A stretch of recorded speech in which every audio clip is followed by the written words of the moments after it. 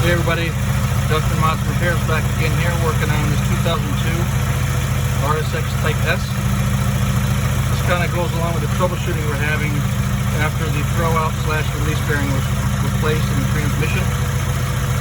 We replaced the slave cylinder, which he's buried down in there. But what we noticed is this point in the shifting cable mechanism is not right. So the mechanic who worked on the car did something wrong here. We're going to have to take a deeper dive into figuring out whether this is repairable or whether we've got to replace the whole cable, because what happens is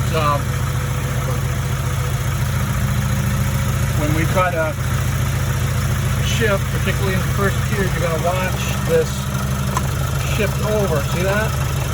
And that whole shifting mechanism, come back to neutral. Okay, so, I'm sorry, we're in neutral. So you can see this right here should pivot, but when this isn't right here, so I'm going to hold that. So go ahead now, shift into first. Okay, you can see the whole shift cable actually everything moved out. Come back to neutral.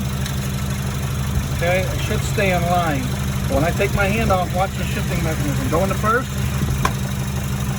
Okay, that whole thing, especially when it's cocked up, come back to neutral. So if it's out here, I'm going to exaggerate. Now shift into first. Okay, you see that? What happens, that prevents the transmission from shifting into first gear. So we're going to have to take a close look at this and fix it. Come back to neutral.